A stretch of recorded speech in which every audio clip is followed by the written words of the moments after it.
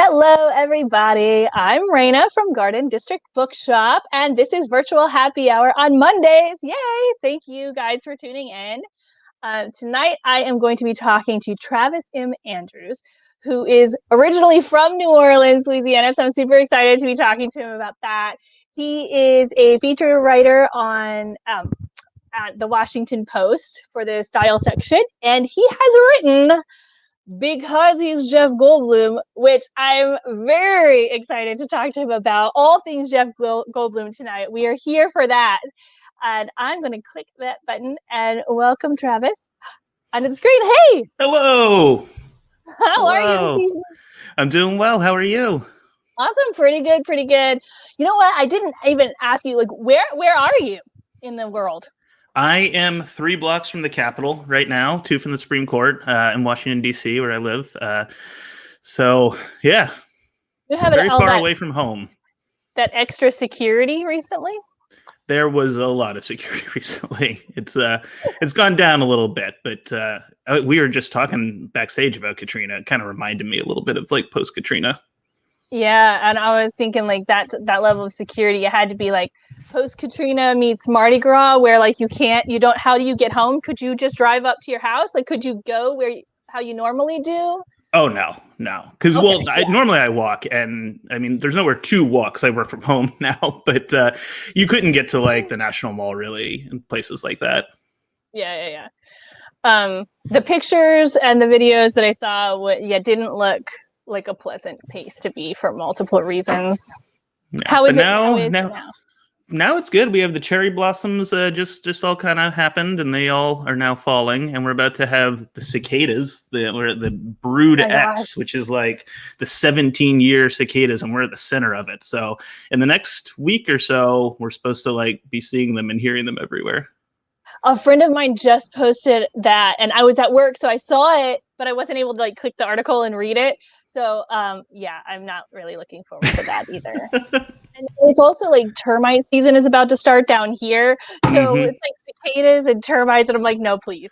I don't miss the termites. That is one of the things I miss the least. I have this like memory of going for a run one day when I was living back home and my mom answering the door and just being like, you are covered in termites. And I couldn't even feel them because there were so many. It's just like I look down and I'm just like being crawled on by like millions of termites. This is horrible. Thanks, Mom. I know you're just trying to help, but like I didn't know, and that was okay. It's okay. So, hi, everybody who's watching. I just want to say, if you have a question for Travis or a question for me, just put it in the comments, and we would be happy to answer all of your questions about books and book selling and Jeff Goldblum and New Orleans and DC and whatever you got. Throw it at us. I do always like to ask Travis, what are you drinking this evening since it's happy hour? I'm drinking a Missile IPA because it's what was in the fridge. I wish I had like a Hopatulus, but I can't find that up here. So, oh, that's sad. You got to just seek out. You're gonna have to go like really looking around so you can find some sort of local something. I need some of the people in this section, the comment section, just to mail some. That would be. I feel like most of these folks are going to be in New Orleans. Hint. Yes. I just have iced coffee this evening, but I have to show my cup because I use my amazing drawing skills. I normally have a little glass kitty cat cup. It's like in the shape of a kitty cat, and I forgot that at home today. So I drew a little kitty cat on my iced coffee. I think that's a work of art. Never throw that away. Yes, this is now my virtual happy hour mug. It'll last like. It's pretty hard cardboard. I could probably make it last one more virtual happy hour. Yeah, there you go. JP, you've come a long way from your days in Baton Rouge. Happy to attend your virtual happy hour. Thank you. Hey, JP. If you guys want to post in the comments where you're watching from, that would always be fun too, because one of the things I love about these virtual events we've been able to do, not just virtual happy hour, but like Zooms and all that stuff, is that you don't have to be in New Orleans. You don't have to be in the US. You can watch from everywhere. So that's always fun to see where people are viewing from. What's the farthest place that someone's attended one from? Barcelona, I think. Okay. We had some viewers from Spain a couple of times. So yeah, I think that'll be the furthest. All right, Travis. This has got to be like the number one question. Well, is this your first event for the book? Yeah, this is the debut. Yay! So I suspect many people will ask you this question if they haven't already. Why Jeff Goldblum? I mean, we love Jeff Goldblum, but why? So the origin story. It started at work. I was hanging around the Washington Post with a bunch of my colleagues. It was like a Thursday or Friday, and I remember Goldblum was putting out his first jazz album. And most of us didn't know he played jazz. And honestly, I didn't know a ton about Goldblum at the time. And we were all talking, and I remember saying something like, why is Jeff Goldblum like still so famous and so well known? Because when you look at his filmography, like he was an A-lister in the 90s, but he hasn't really done a tremendous amount in the past 30 years. And I swear it sounds invented, but like a chorus, all my colleagues were just like, because he's Jeff Goldblum. Like, this is self-evident. How do you not get this? And my editor at the time, Caitlin Moore, as she is wont to do, suggested I write about it. So I did. I wrote a post kind of exploring why is Jeff Goldblum still so popular. And then I just kept thinking about it.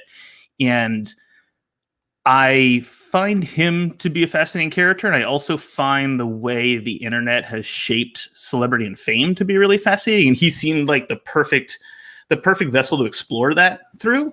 And so I'd been thinking about it. And then my agent, Lauria Abkemeyer, gave me a call out of the blue a couple months later and said she was looking for someone to potentially write a book on Jeff Goldblum. I was like, I've been thinking about this guy. This is perfect. So there you go. Then I did it. The little bit at the end was just fate. Yeah, no, I'm so grateful to her, and I feel so lucky to have had that happen. And the fact that like Goldblum had really been like residing in my head rent free for months, it was like, oh, okay, this is there's a reason. You think they're all like sitting around the table going, who the hell do we know that like has done anything about Jeff Goldblum? Do we know somebody who knows Jeff Goldblum? Wait, Travis, he wrote that article that one time. I like to think they all had the article just hanging on their walls, and they were just waiting for the right moment. Yes, they all just came in with it. They cut it out, right? And they came with it like, this guy. We need to get this guy. He's our Jeff Goldblum. Well, now you are the Jeff Goldblum expert. So yeah, I never expected that to be the case. I never thought I'd know this much about Jeff Goldblum, that I'd have a cardboard cutout of Jeff Goldblum in my house. Certainly not. Yeah, not what I've expected at all. Especially since, like I said, when I first started this, I really only knew the big movies. I'd seen them in a couple smaller things, but I knew Big Chill, Jurassic Park, Independence Day. But beyond that, I knew Apartments.com. But I didn't really know what a very fascinating career he's had. Yeah, for sure. I haven't been able to finish your book yet because I just got it. Just like everybody else. It doesn't actually come out until tomorrow. And it just got into the store like 2 days ago. So I haven't had all this time to like do it. But I'm learning like so many little just weird facts about Jeff Goldblum. And like not just that, but like you write, like you're saying about how he fits into this greater like culture of why we care, like why do we even care about this, but we do. I mean, there are certain people that you don't need to know them, like certain celebrities or something, and you just feel connected to them anyway. I've been so, I guess not surprised, but just it really left an impression how many people I mentioned, I was writing this book to, and like they just go, I love Jeff Goldblum. Especially since a lot of folks who say that, you'll be like, oh, cool. Well, like, what are your favorite movies with him in? They're like, it's not about the movies. Like, that's not the point. Like, I love Jeff Goldblum as a celebrity, as a person, which, like you said, why do we care? And truly, I don't know why we care, but I feel like people see him and he just like brings this joy to people's lives. His just like his mannerisms, his oddities, his sort of authenticity. I don't know. All right, so Ashley has a question. What was the most surprising thing you learned about Jeff Goldblum while you were researching or writing the book? So the most surprising thing, I think, well, I guess the most surprising thing was how he got to start, because it was really serendipitous. Much like my agent calling me to do this book, he was doing a play in New York, and if I have the story correctly, I need to read my own book to remember it, but it snowed, and Robert Altman, the famed director, couldn't get to where he was going, so he went across the street to this play, saw Goldblum, and booked him in Nashville and California Split, and just changed Goldblum's life forever, which is just kind of like a wild twist of fate. If not for one snowfall, we might not have Goldblum. Oh my gosh. I feel like he would have found a way, but a world without Jeff Goldblum. It's just a sadder place. Sadder place. And it's very strange. Like, I don't remember not having Jeff Goldblum in my life, which it wouldn't be okay. I'm not okay with this. I'm thinking about it now. This is the first time I've ever considered it. It's like a parent or a sister or a brother, and they've just always been there, and then you think, oh my God, what if they weren't there? What if Jeff Goldblum wasn't there? The internet would be a much sadder place. Right here. Yeah. Not okay.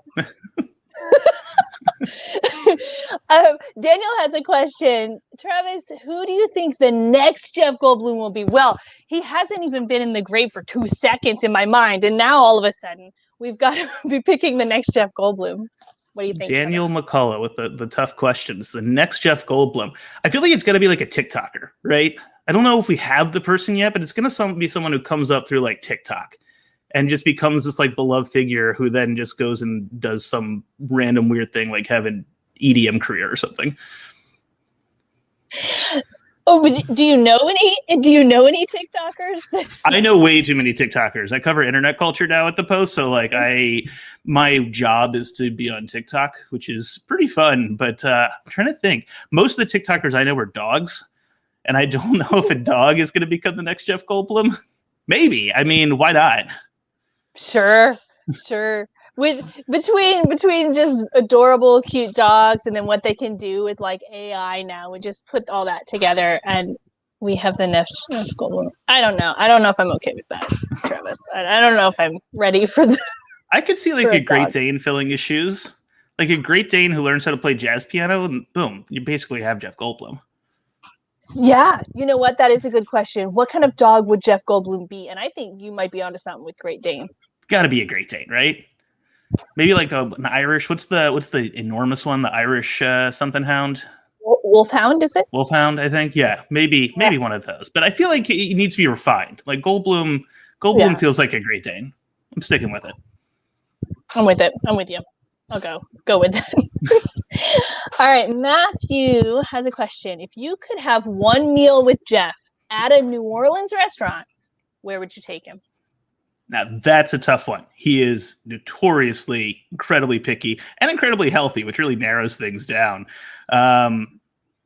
Parkway would be my normal answer. That's where you take someone when they come into town, right? But I feel like with Goldblum, you'd have to bring him to like a Commander's or somewhere that will really cater to his every whim, which apparently I one of the things I kept hearing from people who knew him were just stories of him ordering food, which is hilarious, but the guy just orders such specific things, like you use a 1/4 teaspoon of oil and then a tiny bit of butter and blah blah blah.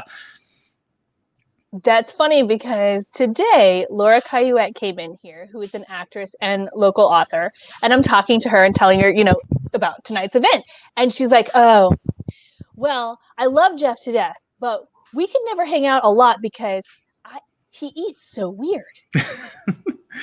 Exactly. That is literally the thing she said. She's like, he just, everything he eats is just so weird.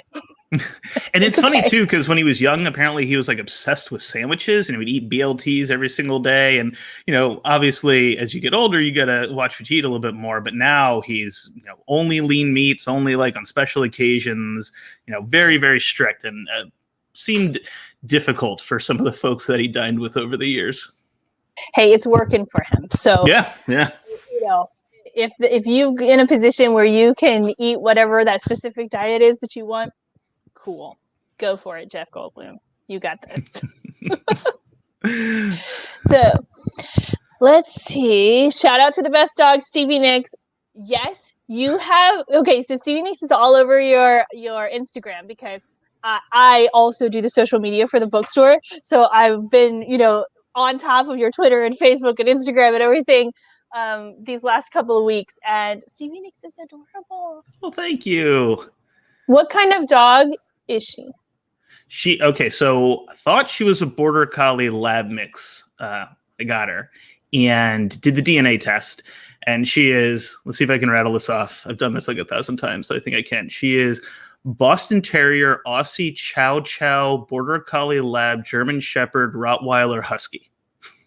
So like a true mutt. And she has like the bad qualities of every single one of those. So she digs like a terrier, she herds like an Aussie, barks and makes noises like a husky. Well, she got all of the adorable genes from all of those. So that's why you have to love her, because she's like adorable. Okay, I'm gonna post if you don't follow Travis on Instagram, this is my first post. It should be the book, but it's not a link to the book. No, people. It's a link to his Instagram, so you too can enjoy Stevie Nicks. Stevie Nicks has her own Instagram, if you even want to go further. Oh my gosh. Okay, what is Stevie Nicks' Instagram? I want to say Instagram.com/pup Stevie Nicks. I guess I'm at a computer, so I can look this up myself. Pup Stevie Nicks. N-I-X. Pup Stevie Nicks. Oh, there it is. Okay, people. We're on it now. This is why they'd say, oh, I'm good at my job because I can put the Instagram links right in there. Look at that. Okay. All right. Amanda has a question. What is Jeff Goldblum's favorite marine animal? Do you know that? I don't know that. I have a feeling she wants me to say dolphin, which is my favorite marine animal and by far the best marine animal. So I'm going to go with dolphin because I feel like Goldblum has pretty good taste and he'd stick with it. Although I could see him being like a sea turtle guy, right? Like a 150-year-old sea turtle guy. That feels, I'm going to go sea turtle. That actually makes a lot more sense for him. Yeah, sea turtles are wise and distinguished. Yeah. Still a little quirky. And they're unknowable and strange, just like him, kind of an enigma. Mm-hmm. I like it. Clara Flick asked, who influenced you more to become a writer, your mother or your father? Oh, my mom. My mom was a huge reader, and she would read to me, since I could remember, she would read to me every single night growing up. I remember one book in particular. We actually talked about this the other night, but my favorite book that she would read is one called Crick Door, which is like about a French lady with a very nice boa constrictor named Crick Door. And she would read that to me every night, and then finally taught me how to read and would let me read to her when I was a little kid. So mom instilled a love of books and stories in me, 100%. Oh, I've never heard of this book, but you got to get Crick Door. It might be back there somewhere. It's the best. Yeah, well, I'm gonna look it up here after I'm not gonna get sidetracked by Crick Door right now, but I'm gonna turn this into just like a sales pitch for Crick Door because it's just the greatest book I've ever read. It is, and it looks like it's got the same cover on it that a lot of books had. I think around maybe it's the same publisher or around this time period, 1983. Yeah. We're the same age, Travis. I don't know how old you are, but I just figured out that we're about the same age. Pretty sure. You're like, yeah, probably. Sounds right. I'm 33. Oh my gosh, you're 33. We're not the same age. But you said 1983. I was like, I'm a couple years later. Mom just had Crick Door. I got it a couple years later. Have any older siblings? No, younger brother. I got nothing. I don't know why. Well, I just turned 40 last year, at the end of last year. So congratulations. A little bit older. I know, I made it. It's like you did it. And it just arrived, and then I was like, well, I guess I did that. Yay me. Okay. Let's see. Michael Mims says, in a few places in your book, you plead for Jeff's lawyers not to sue you. Were there any parts of your book that got nixed because they were too salacious? No, I think the most salacious story in the book involves an aroused baboon on the set of The Fly, and they let me keep that in. So Michael Mims is a lawyer himself, so I think he's probably looking for a little legal work on the side. But unfortunately, no, all the stories pass muster. Well, you know who to call then if things take a turn. Yeah, I'm prepared. There for you. What was okay? M. Mears 2, not 2, Who do you think M.M. Mears 1 is? right? I'm very Do one. curious. If I was M. Mears 2, I would wonder. I'd be like, who the hell took my name? Did that? Sometimes I do that. Like a lot of my like my personal handles and stuff are this word that I got from a wine bottle when I was 14. It means nothing as far as I know. It's like chemo Rio, which is not important, but there have been a few times that I've showed up and I've tried to sign up for something and I put that in and someone already has it. I'm like, what the hell has that? That's like not a real word as far as I know. You have to like Anyway. add a number like all those 90s bands like Blink-182 and Sum 41. Yeah. It's hilarious. Okay, let's see. What am I reading? What is Jeff Goldblum's favorite Stevie Nicks song? It could be from a solo or a Fleetwood Mac career. I very much appreciate that everyone in the chat seems to think that I just asked Jeff Goldblum for all his favorite items in the world. What is his favorite Stevie Nicks song? Well, when he was 17, he moved to New York to pursue acting, so we got to go with Edge of 17, right? There you go. Mostly because it's the first one I thought of. Your logic though was infallible. I think you should just stick with that. Don't explain it because it ruins the magic. So let me ask you a question. How did you research this book? Right. So it's not an authorized biography. How did you go about your research since you don't know what his marine animal favorite marine animal is? I know. I feel like a failure now. I started by tracking down his movies, which is more difficult than you might think. He was in a lot of bad movies in the 90s. And so I started by just buying DVDs, just like $2 DVDs. I have a whole shelf of just Jeff Goldblum movies that no one's ever heard of or wants to ever watch again. And so, I watched everything he was in, and then I read every interview and every story about him I could get my hands on. And then I started reaching out to people he worked with, like directors like Phil Kaufman and Lawrence Kasdan, fellow actors he acted alongside, like Billy Crudup and Harry Shearer, and then cultural critics like Chuck Klosterman and Sean Fennessy, and just, the people who knew him and worked with him, asked, stories about him, what he was like. Journalists who covered him over the years asked for their insight, and then cultural critics kind of asked what he meant to the culture as a whole, and kind of took all this stuff and tried to piece together of what the meaning of this guy is, what he's all about. What was the most surprising thing? That's hard. That's always a tough one. Yeah. But what was something that really did surprise you about him when you got into it? I think what surprised me the most, and this might seem kind of obvious, but just how beloved he is. Like, sure, he's beloved by people who know him from afar as a celebrity, but how beloved he was by the people who knew him intimately. And no one had a bad word to say about him. And I spoke to like an ex-fiance. There were certainly people who were in a position to and had probably reason to say negative things, but everyone just loved the guy so much. And what really struck me was how truly himself he seems to be. He loves jazz piano, and he still plays a show every week at a small club in LA just because he loves it. And I kept thinking about the fact that he put out his first jazz album in 2016, somewhat begrudgingly. He was asked to do it, and he had to make sure it was going to be exactly kind of what he wanted. And he could have put out that album in the mid 90s, and it probably would have been much more popular. He comes off Jurassic Park and Independence Day and puts out a record of some sort. And he didn't do that. He just kept kind of playing quietly at this club in LA. And I don't know. I think that's unique. And I think it's increasingly unique in today's kind of attention economy that we live in the social media world. So that's my long-winded answer.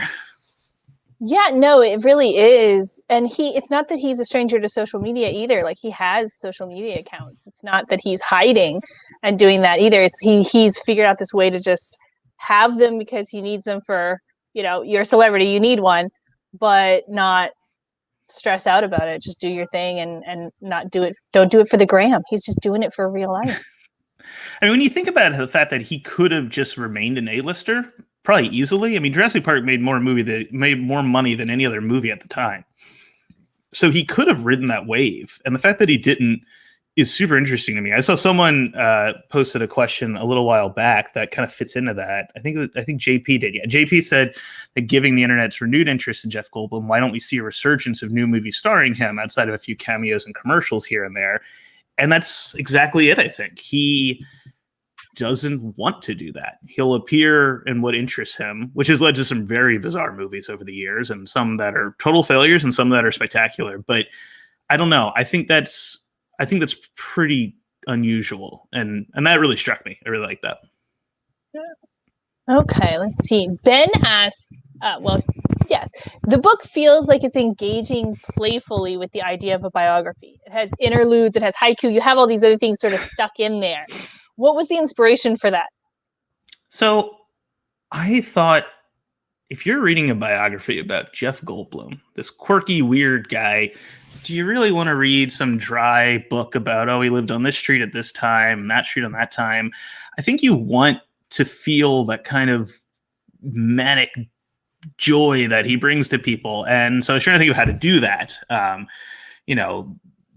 You still have to structure it as a book. And that's where I came up with the idea of interludes, which between chapters are these bizarre little parts. Well, I think they're bizarre. I don't know. We'll see what other people think, where we'll have stuff like a fake interview with him, since I didn't interview him for the book. I just made one up. That's one of the points that I hope Michael Mims can be my litigator if I need him to defend me.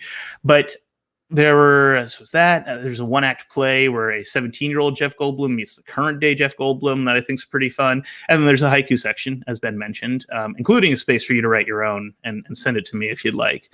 I'm really hoping to just get, just a flood of Goldblum haikus in my inbox. Well, there's another question down here somewhere. Can you see it becoming a series? So we can tie this in with the influx of Jeff Goldblum haiku that you receive. What would you do with that? And then we'll just segue that into. So we're going to publish a book of all Goldblum haikus. I dig it. I mean, you need just get one book in every section of the bookstore. It's like cast the net wide. So we've got the poetry section there, and all you have to do is edit them together. Collected by Travis Andrews is still under your name, and they're all about Jeff Goldblum. Let these guys do all the work. You could do the cookbook with all his weird recipes and stuff. There's one section that I didn't end up writing for the book that I kind of wanted to. That could be a good kids book, like a choose your own adventure story with Jeff Goldblum. Jeff Goldblum. Yeah, that was one where the idea was like, oh, you choose your own adventure, and this is how you'll encounter Jeff Goldblum. And I think my editor rightfully was like, maybe we'll let that one go. Maybe. You got to build up.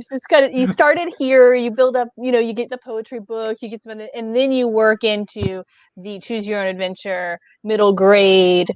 If you go through the closet, you end up in the fly. If you go through. If you go down the hallway, then you are going to end up. Where do you go? You see, just go from one movie to another. I would read this. You might end up in the fly, and that sounds not like a place you want to be. Hopefully, there's another door somewhere else that I can get out of there.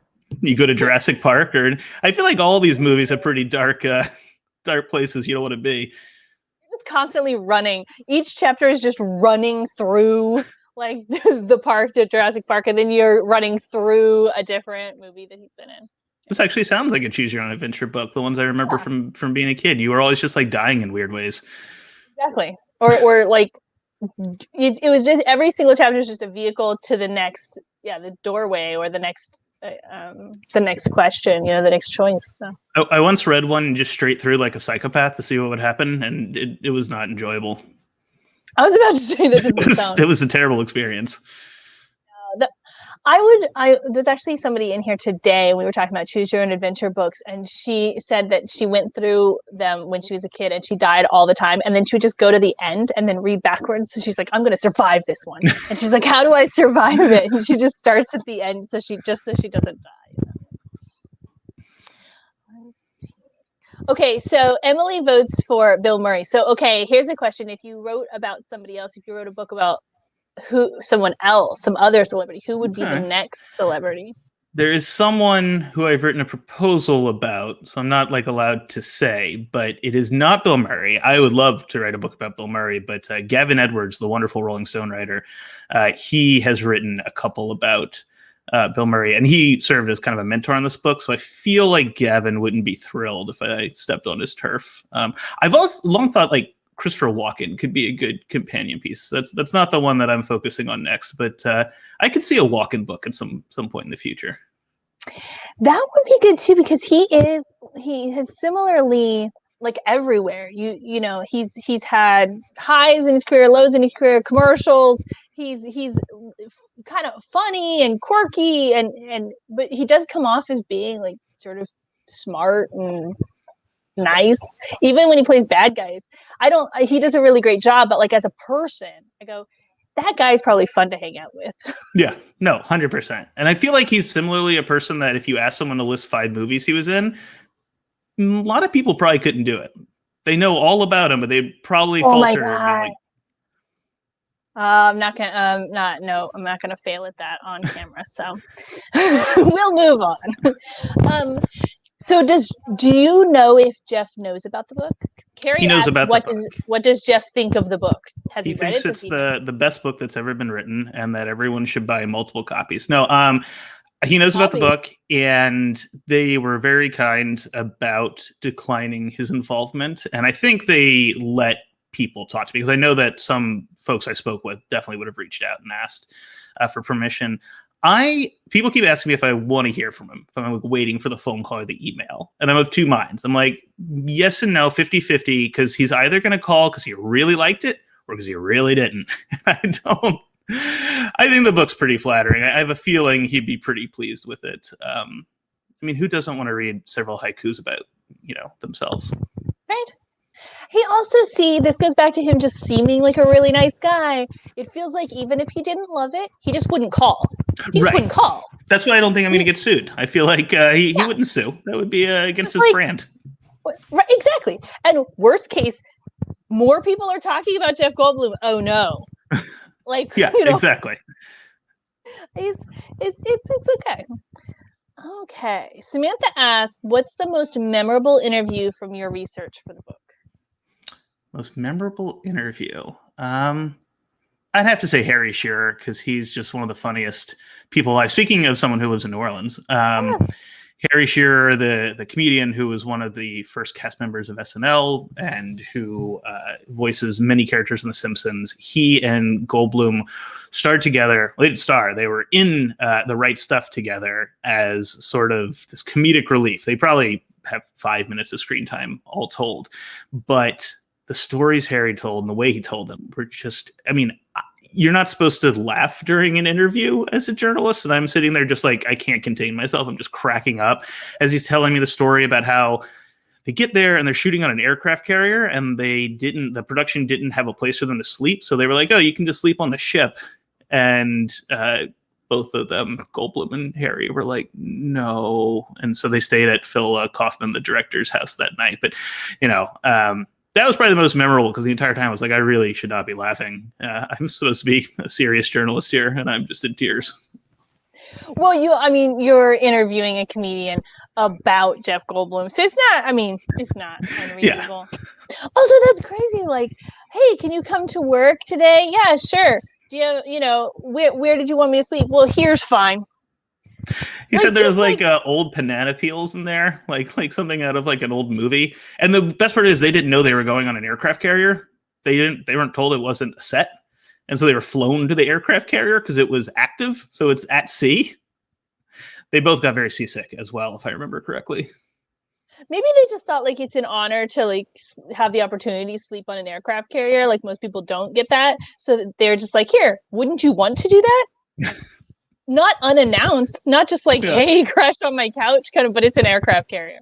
Like, I remember like when I was in like Cub Scouts, we would go to what was it in Alabama? I want to say like a ship to sleep on for the night, and it was really exciting when you're like 7, but like when you're 30, I'm good. Unless I'm like serving in the military, I'm good.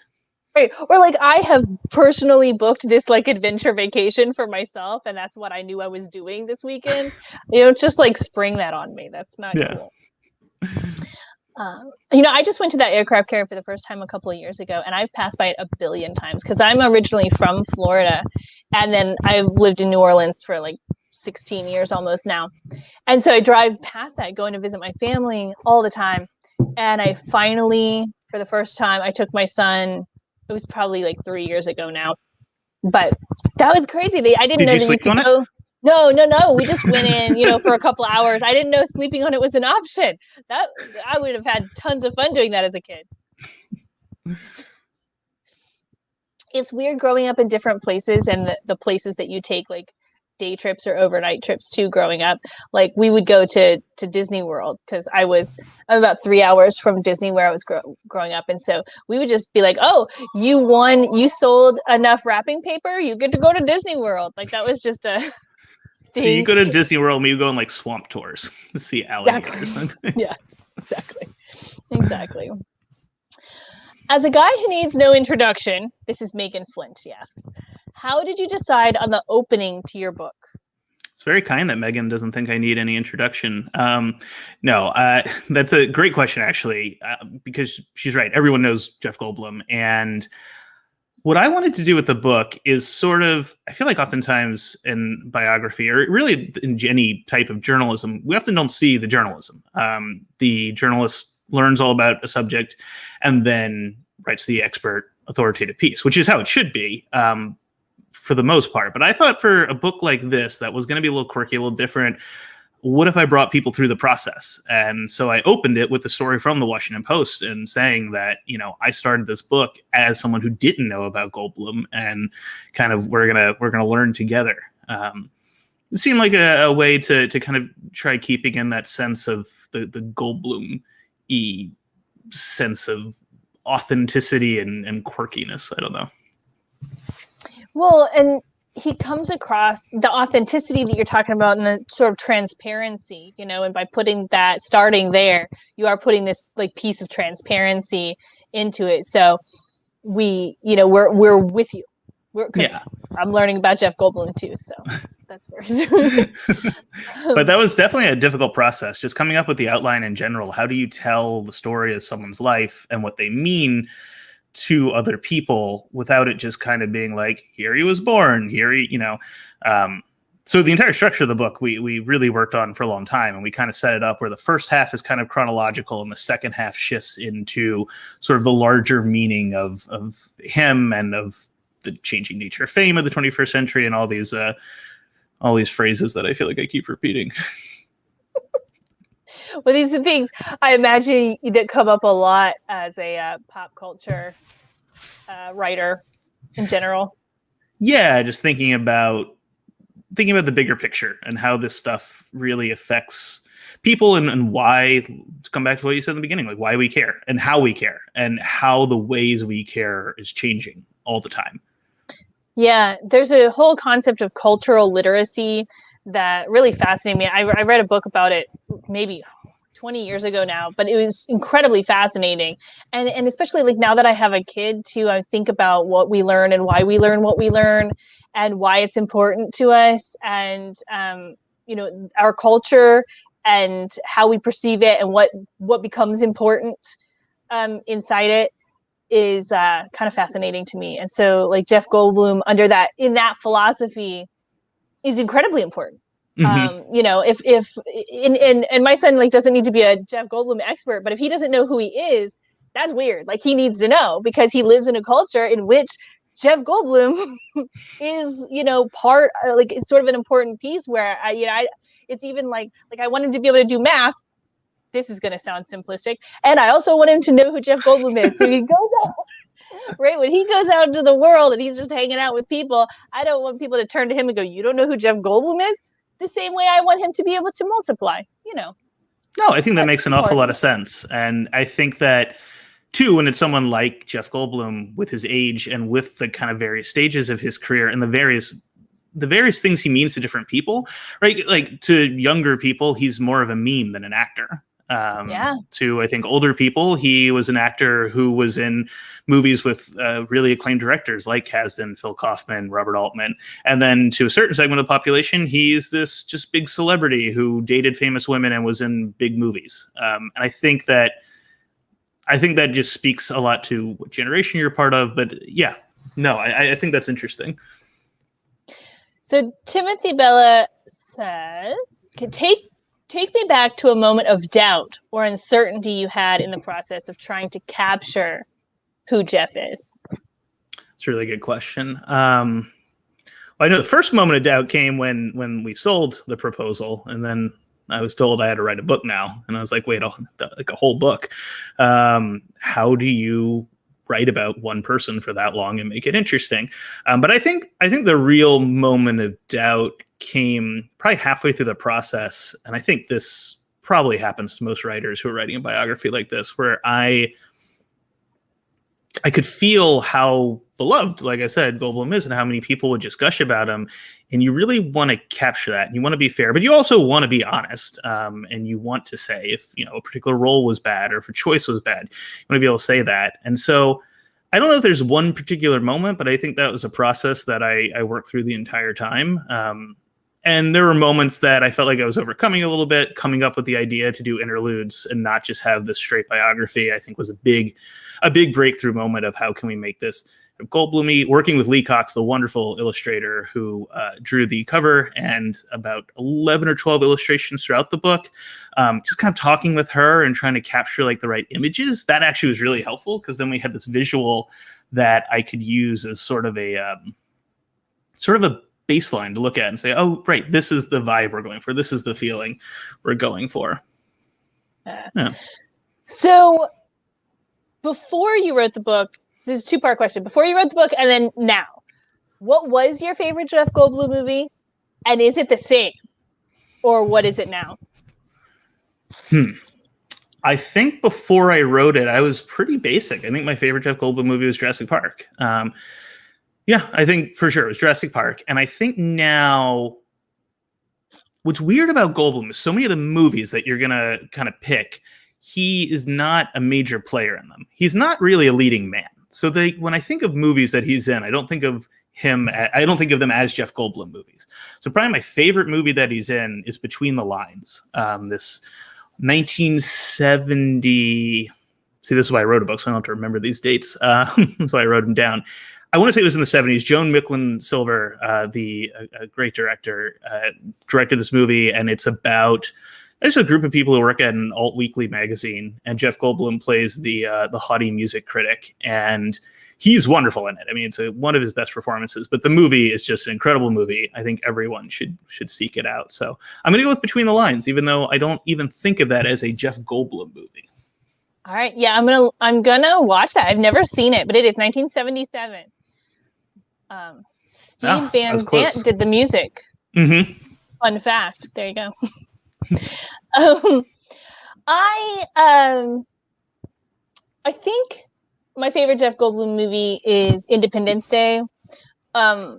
Because I love Jurassic Park, and I have not done it all. Like, I haven't even seen Between the Lines, so this could change.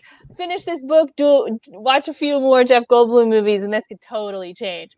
But my mom loved Independence Day in a way that meant it was on a lot at my house growing up. So like I could probably recite all the words to that movie, like if it was playing. I haven't watched it in a little while, but there is this soft spot for Independence Day in my life. And that is definitely the movie that I was watching that I knew really who he was and kind of fell in love with his just sort of quirky personality. And he ends up with this sort of tough guy thing because he, helps save the day. But in the beginning, he's still a total dork. He's always he plays the best dork that isn't a dork. I don't even know how to describe it. Like, you look at him and you go, there's no way that he doesn't look that way. But then when he starts talking and he plays some of these roles and he's just such a science-y, I don't know, other way to put dork is the word that keeps coming back because he just sort of stumbles over himself. And I'm like, how is he doing that? He doesn't look like he would do that in real life. And in interviews and stuff, he doesn't do it. But sometimes he has some of these roles, and that the beginning of Independence Day, that role it's like that. Yeah, one thing that Sean Fennessy, the film writer, said to me that really stuck out was that Goldblum kind of created the archetype of like the cool scientist. One thing you notice about Goldblum, if you go through his entire filmography, is he always plays kind of intellectual roles. So generally a scientist, sometimes a professor, sometimes a journalist, but it's always that kind of job. And he just really kind of hammered it home over the years. What is Jeff Goldblum's? What's his background, like school background? I know that he was acting, in a play, and now he's doing movies, and we know that part, but like, I don't know that. What did he go to school for? Did he? He didn't. He wanted to go to Carnegie Mellon. He had done like a lot of summer camps and stuff at Carnegie Mellon when he was young, and he applied there for college, and he didn't get in. And so he decided to just move to New York and give things a go. And that's when he took classes from Sanford Meisner, the legendary acting teacher. He pretended like he was 18 to take the classes, even though he was only 17. And with Sandy Meisner, he was that's basically the only schooling he really got. I mean, he had other acting teachers throughout the years, but he never did college. Well, there you go. You don't have to go. You don't have to. My son he's starting to tell me that. Is the takeaway, if you don't go to college, you become Jeff Goldblum? Hey, really hoping he's not watching this from home. Yeah, okay. Don't let him read the book. So Jason Green, I'm guessing you're using that Jason, that's you. What was the best part of this writing process? So writers love to say on Twitter how much they hate writing. I feel like that's like the classic joke. I actually like the writing. That's the part I really enjoy. So really my process generally is after I split this up into chapters, and I split up the writing process into chapters. I treated each one like one story for the post, like I would do at work. And so the way I normally do that is I kind of do all the research, all the interviews and everything, and then I just go walk around, and I just walk until everything kind of clicks into place of how I want to arrange it, how I want to structure it. And then I sit down and I type. And that moment I sit down and I type, I don't know, it's very relaxing for me. Everything kind of just comes out on the page. And then, of course, there's the miserable process of rewriting and editing. That is not my favorite part. But no, my favorite part is when you just sit down and you're really excited. You've got those ideas, and you just you start typing. Yeah. So you take a walk, you think about it, and then that walking is sort of how to process that. Yeah. Through? I need to just kind of be moving. There has to be motion involved, and I have to just be zoned out, no phone, no nothing, just thinking. So Aaron Shaw Street says that Nate and her are watching, and his takeaway is that if he doesn't go to college, he can be Jeff Goldblum. So Nate, go to college. You're going to be very good at college. I think you should do that. Although I saw Nate play Aaron Shaw Street is an old editor of mine from Southern Living Magazine. Their son Nate is incredible, and I saw him play.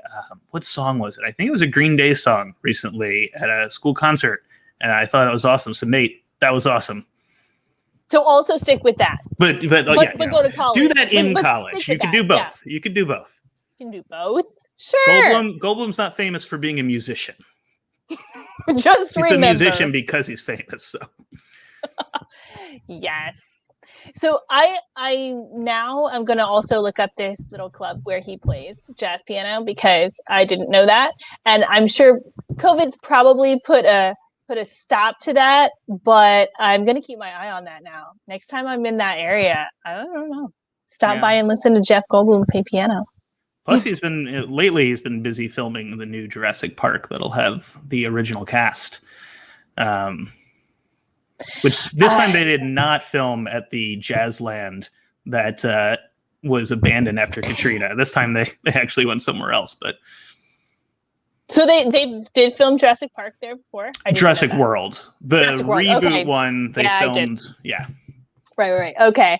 I think I had heard that. I just didn't know the details. All right. Okay. So as we get close to the end of our hour here, you and I had a bit of a Twitter discussion earlier about PB&J, and I really need to discuss this Captain Crunch bit with you, because what? I knew you were going to expose me. Well, I so earlier on Twitter, you said something like, "Don't underestimate the joy of a well-made PB&J." I'm paraphrasing. I don't have that in front of me. This is the insight people come to my Twitter for. Right? And I was like, "Well, I love PB&J, so here we had a conversation." But I'm just, peanut butter and jelly. It's not really crossed my mind to put crunchy cereal on it. When did this happen? Did you invent this? Is this someone else's thing? What I is going invented on? this today. So I haven't had a peanut butter and jelly sandwich in a long time, which is why I was excited enough to tweet about it. I woke up, I thought, I want a peanut butter and jelly sandwich. I had to go to the corner store to get jelly. I didn't even have jelly. So I put effort and work and money into making a PB&J, which I feel like most people eat because it's what they have lying around. They don't feel like doing anything. And as I was making it, there was a box of berry Captain Crunch, because apparently I eat like a 5-year-old. And I was looking at it and I was like, don't have PB&J. You can't make a PB&J from what you have at home, but you do have berry Captain Crunch.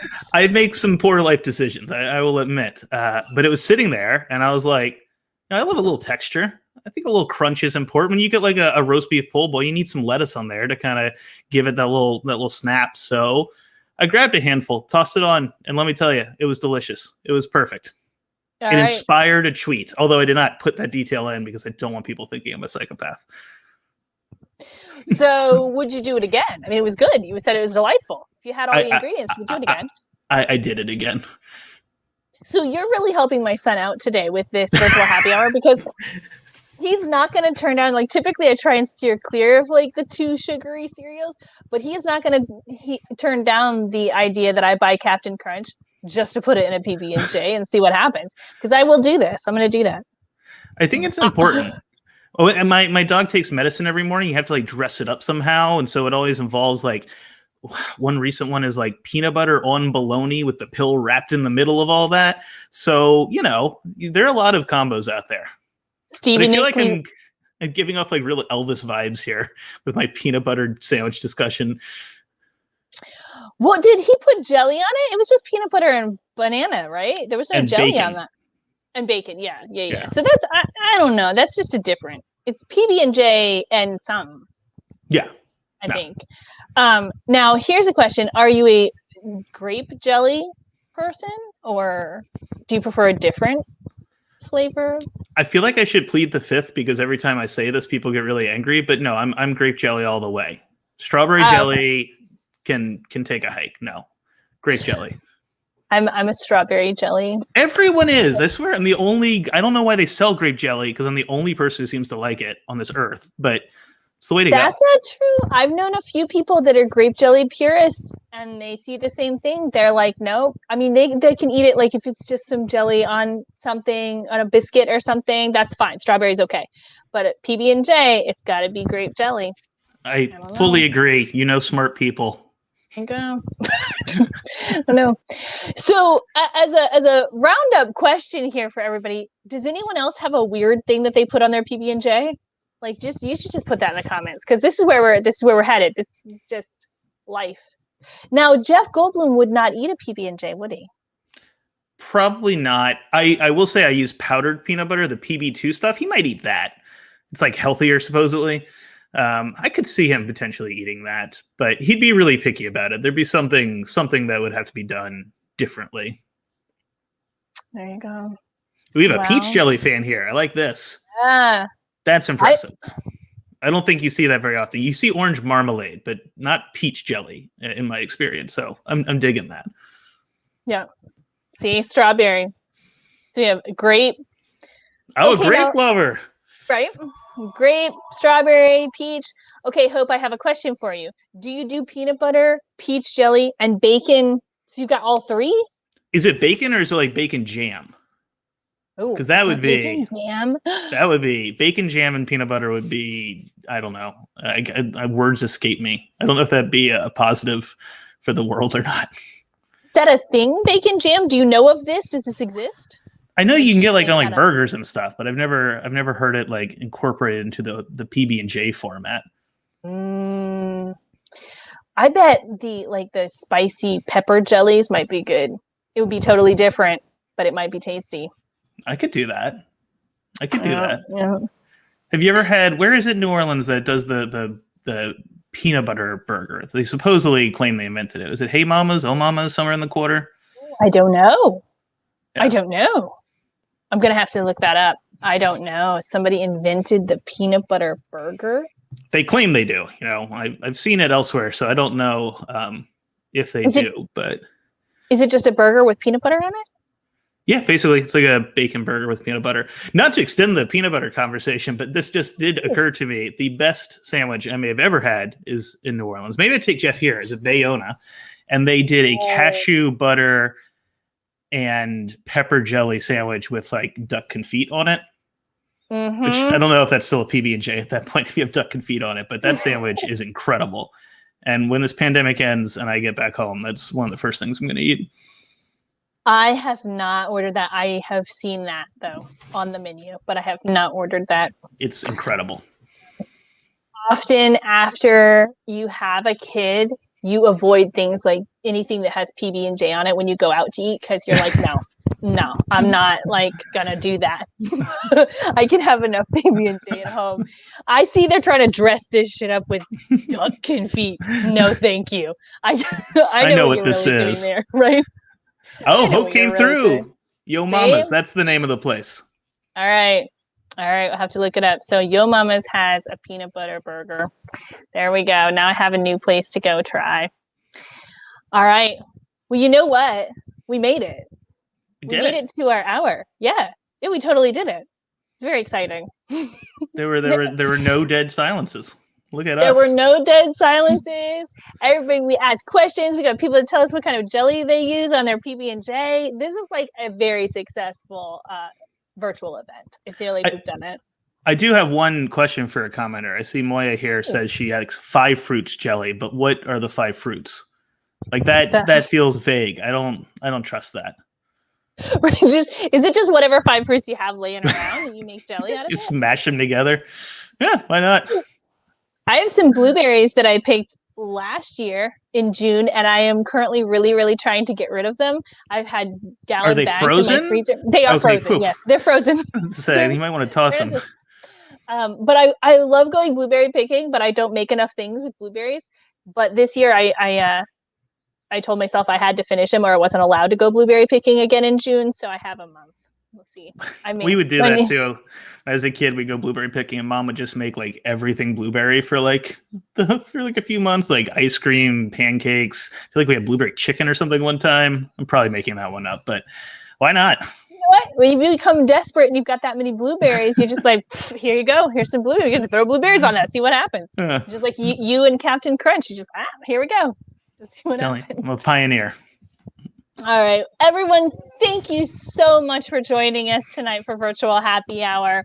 Travis's book, Because He's Jeff Goldblum, is available everywhere. We have signed copies here at Garden District Bookshop, so you can order them from our website, which I put the link in the comments a little bit earlier, or you can call us or stop by. We ship worldwide, so we'll get it to you wherever you are.